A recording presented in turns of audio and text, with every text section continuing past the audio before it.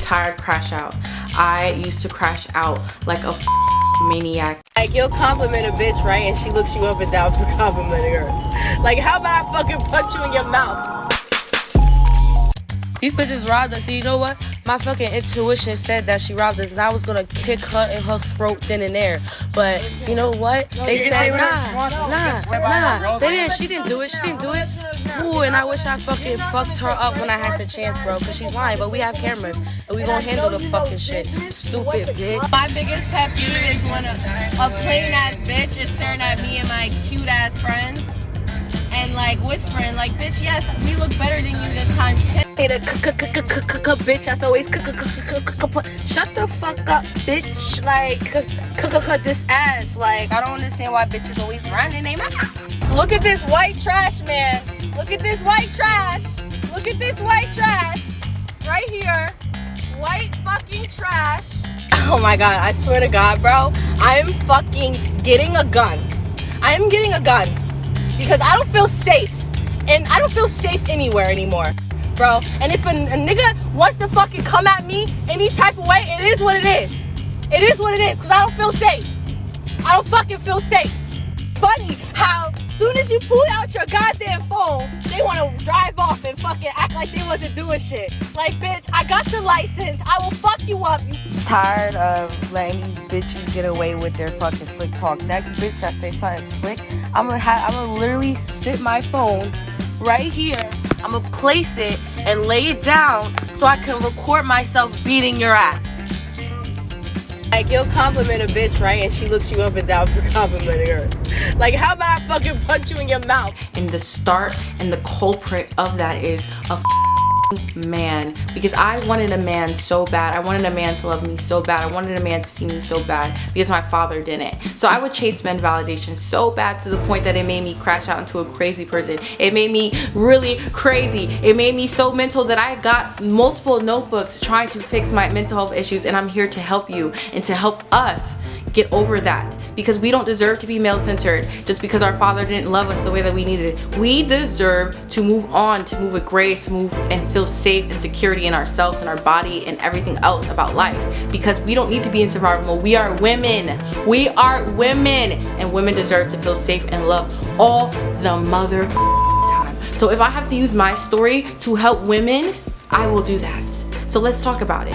I am a retired crash out. I'm 27 years old, and I've been through hell and back because I was super male-centered.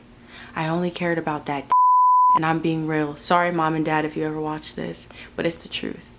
Men used to make me crazy because I used to direct love with sex. I used to be lustful. I used to only care about looks. I only used to care about how a man would touch me and not how he would actually touch my heart, because that's the thing that matters. That's the things that connect you to God, is your heart, not that.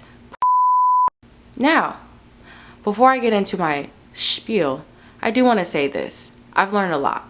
And I've learned a lot because I actually paid attention. I observed, I looked at the lessons, I seen what God was trying to tell me. But I just didn't care because I only cared about that more than anything else. Because that was the only thing that connected me to my real emotional connectional self. But not really, because it was all a lie. It all kept me away from my true being, because I was using physical aspect of everything to feel a spiritual thing. And you can't feel a spiritual thing trying to be in a physical connection that only requires physical intimacy.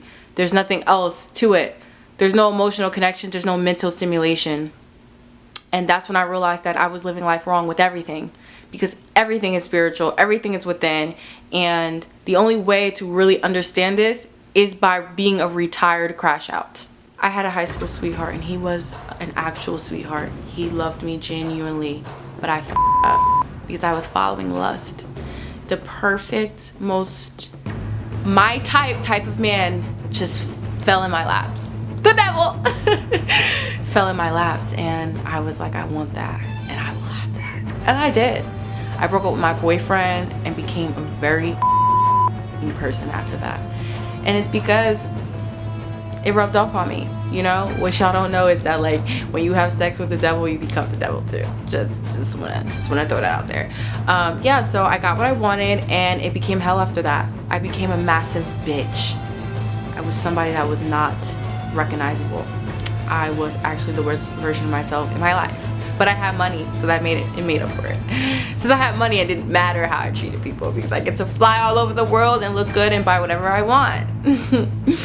Even though I was still treating people like and I was getting treated like in return. It happens, you know, it happens.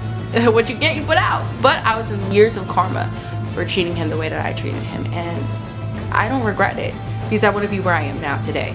So yeah, being male-centered costs you, and if you don't get out of this trap, it will cost you for a very long time. And that's why I'm here to help you get out of this retired crash out, because most of your crash out comes from a man.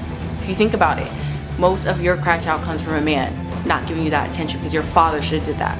But we're not here to blame anyone. We're only here to be self-accountable, and that's all I'm here to do. Did I become the devil, or was I already the devil, and that this person just like mirrored my worst traits about me and showed me that I had mommy and daddy issues and that I had real life problems? Because, you know, the last man, he was an enabler. He allowed me to do whatever the fuck I want to do, and that's why I liked him, because he allowed me to be abusive. He allowed me to be, you know, yelling at him and treat him all types of ways and not respecting him, and he didn't give a fuck. And that's what I love about him. You know, he was all about me, everything about my life. That's what he cared. He only cared about making me happy. I did not care about making him happy, and I took him away from so much good things in his life just because I was a selfish bitch. But I learned from the best. So what can I say? I learned from the best, and this guy honestly just reflected my selfish energy back to me, and it made me crazy. But I didn't know anything about self-accountability. I just knew how to blame people, so I just blamed everybody for my flaws, and I blamed everybody for everything. And this is when I became a tarot reader and all that stuff, and I used it for the worst ways. But I'm jumping the story way too fast. I'm just trying to tell you who I am really quickly, so you guys get to know what the Retired Crash Out series is going to be all about. It's going to be me just being self-accountable, because through this I learned and met another boy, and that boy that's the one. That was the one who really helped me see what love is. And yeah, now I'm here self-accountable, real as and now I'm here to show you my realness. But I do want to show you and tell you all the things that I've learned that I needed to work on, and I have literally so many notebooks full of this but this is just the first one that I have. So I'm gonna tell you all of the things that I've learned within my crash out years and how I healed them. And this is the series. This is the very first notebook of my journey. This is the notebook that me and God came up with together. This all has God in it. This is the first notebook of my healing journey back in 2022. I would say 2023 is really when it got real, but it started in 2022. 32 things that I have had within myself that I have healed, and I'm gonna list them all. So if you resonate with any of these items, it's like they're not. Any of these flaws, not items, because what the hell? If you have any of these flaws, then this is really gonna be for you, because baby, I've changed, I've learned, I'm confident, I love, and I'm so happy to be where I am in life now. Codependency, insecurity, trust, doubt, fear, inconsistency, laziness, being authentically myself, not caring about what people think, people pleasing, loving myself, patience, anxious attachment style, abandonment issues, forgiveness, comparing myself, jealous, envious, letting go, attachment issues, tripping past, control issues, mother wounds, sister wounds, father wounds, being in competition, ego, self-sabotage, resistance, resentment, and rejection. This is the Retired Crash Out series, and we are going to really talk about how to be a retired crash out and to be okay with growth, because there's nothing wrong with being accountable. Accountability equals love.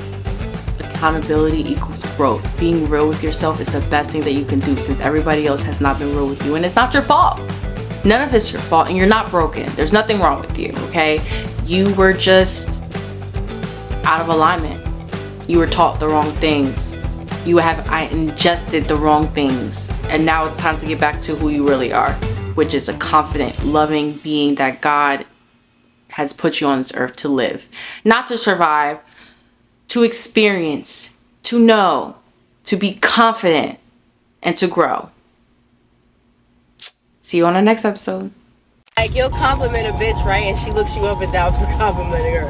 Like, how about I fucking punch you in your mouth?